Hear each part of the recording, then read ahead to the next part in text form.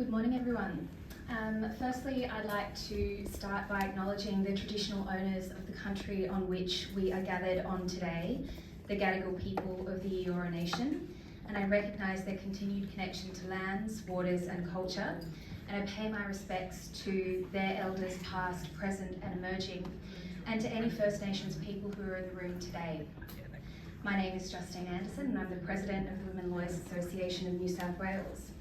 The Women Lawyers Association of New South Wales was incorporated in 1952, and one of its core principles is the improvement for women and women lawyers within our society. The WLA has historically contributed to much legislative change over the 7 decades and agitated for betterment for women and women within society.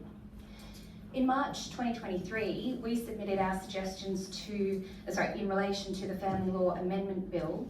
Our submissions were limited to and focused on protecting adults and children from family, domestic and sexual violence. In the Federal Circuit and Family Court of Australia, 54% of cases involve allegations of physical violence and 85% allege emotional abuse. A focus of our submission was putting the child's best interests back at the centre of the legislation. We challenged parental arrangements after separation being based on a parent's entitlement to equal time, rather than the assessment on what arrangements serve the child's best interests. We challenge this misunderstanding as it may lead parents to agree to unsafe and unfair arrangements or encourage parties to prolong litigation based on the incorrect expectation of equal time. Not very good at this one-handed. In addition, the simplification of the Act is a welcome measure as it will make the family law system more accessible, particularly for already marginalised victim survivors from Indigenous, migrant and refugee, disabilities and LGBTQIA+ communities. The most significant changes in the draft Family Law Amendment Bill in 2023 include the simplification of the factors to be considered when determining what is in the child's best interest, the removal of the presumption of equal shared parental responsibility and the consideration of specific time arrangements, a new section that codifies the rule in Rice and Asplund for the reconsideration of final parenting orders, and a requirement that an independent children's lawyer meet the child and provide the child with an opportunity to express any views. There is great intersectionality that occurs between gender wage gaps and access to justice. Intersectionality between the overwhelming number of women as sole parents, those women also suffering from gender wage gaps, which limits their access to discretionary income that can be spent on legal representation. Women lawyers practicing family law and they also suffer from gender pay gaps as compared to their male colleagues in the legal profession.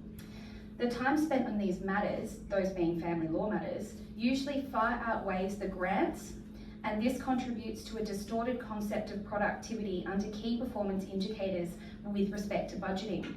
All factors combine to create a difficult landscape to practice family law, and that is reflected by the shrinking number of practitioners practicing family law in New South Wales.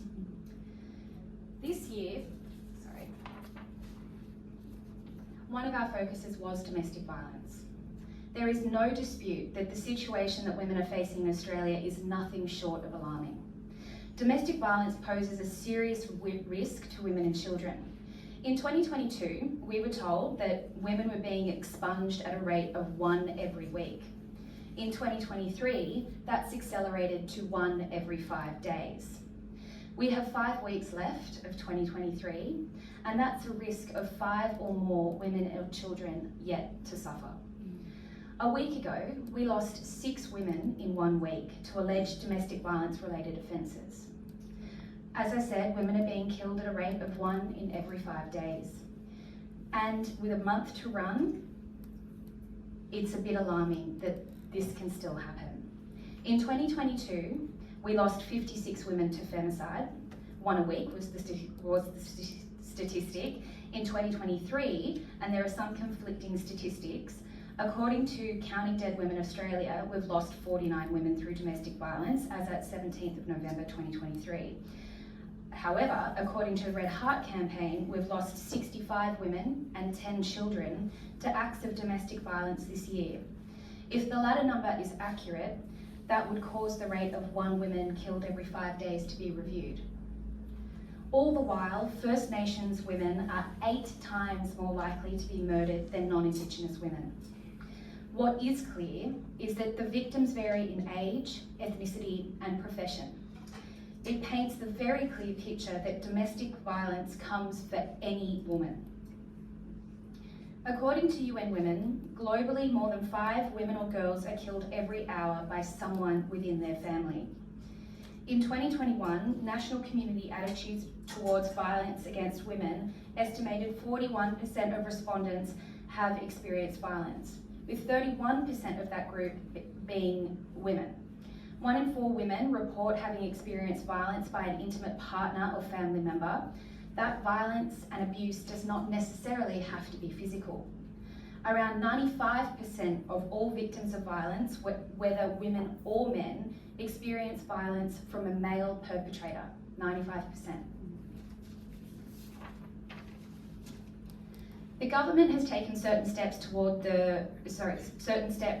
forward in relation to their national plan to end violence against women and children, as noted in their 2022-2023 plan. But it is clear that more needs to be done, and quickly, to address the systematic issues that underpin this gendered problem. Women require a great deal of support to safely leave these relationships, and when they do, they are at their greatest risk. The solutions are not easy, but complexity shouldn't be a reason to forsake these women and their families. We as a society need to address the issue at its root cause, and that starts with preventative measures and support for men and boys by use of primary and early education, followed by any response and recovery plans for those who require it. This issue is one of urgency. The statistics are not improving. In fact, they're getting worse.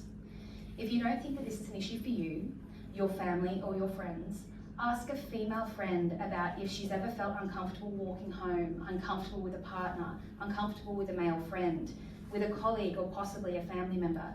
The responses will more than likely concern you. The 16 Days of Activism Against Gender-Based Violence is an international civil society campaign that takes place every year, as we heard Barbara talk about. It was originated by activists in the inaugural Women Lawyers Leadership Institute in 1991, and it's used as an organising strategy by individuals and organisations around the world to call for the prevention and elimination of violence against women and girls. Violence against women and girls remains one of the most prevalent and pervasive human rights violations in the world. Despite many countries passing laws to combat violence against women, weak enforcement and disciplinary social norms remain significant problems. Globally, an estimated 736 million women, almost 1 in 3, have been subjected to physical and or sexual intimate partner violence, non-partner sexual violence, or both, at least once in their life. A global study by the Economist Intelligence Unit found that 38% of women had personal experiences of online violence, and 85% of women who spend their time online have witnessed digital violence against another woman. A global study on women working in the technology sector found that 44% of women founders had experienced some form of harassment at work in 2020, of which 4% of women experienced sexual harassment.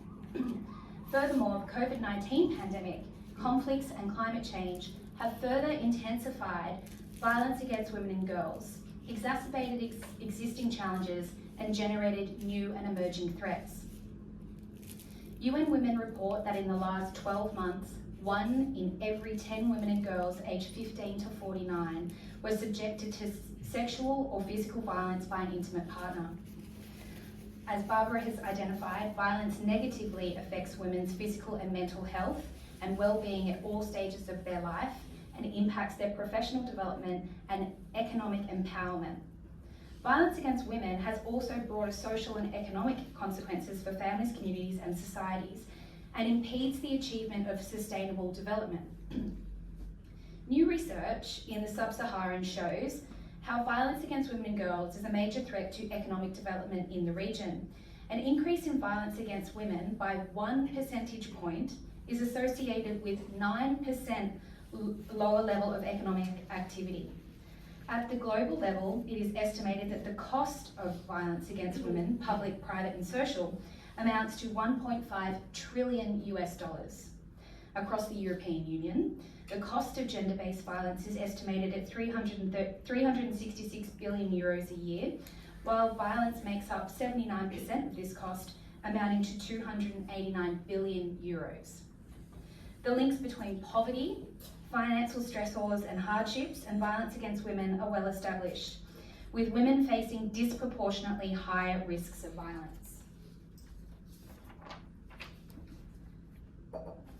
We are seeing examples of gendered violence in Afghanistan following the fall of the Taliban in 2021, where various human rights are being denied to women, and we're also seeing this play out in Ukraine and Gaza.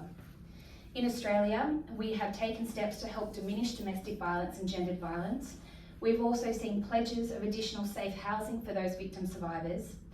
In the first budget of the federal Labor government, there were pledges for funds for women fleeing domestic violence relationships. At a state level, we've seen recognition of coercive control via the coercive control legislation. It is vital that this has been recognised as a contributor to family and domestic violence. According to the UN, UN Women, less than 40% of women who experience violence seek any help of any sort. One way that we can increase that statistic of women obtaining help is by ensuring that women have access to justice. The intersectionality of issues can combine in order to make it impossible for women to obtain help, so it's imperative that we support the current resources to make it as easy as possible for women to access those services. What campaigns like this, the Orange Campaign, remind me of is how important feminism is and how important education is. The destruction of toxic patriarchal tropes can only be done by the use of feminist and humane strategies, with the hope that by educating young boys and men, we can diminish the harm caused to women and girls. Finally, I'd like to take a moment to consider the women and girls who have lost this year to domestic violence, the women and girls who have had to navigate the difficult legal system when making complaints about sexual assaults or other forms of violence. And lastly, to consider the families of those who were taken too soon. Together, we can push for change and do our best to diminish or eradicate violence against women and girls. Finally, I'd like to thank Pink Elite for having me today. I think these are incredible things that we need to consider, and we certainly need to work together to make and agitate for further change. Thanks.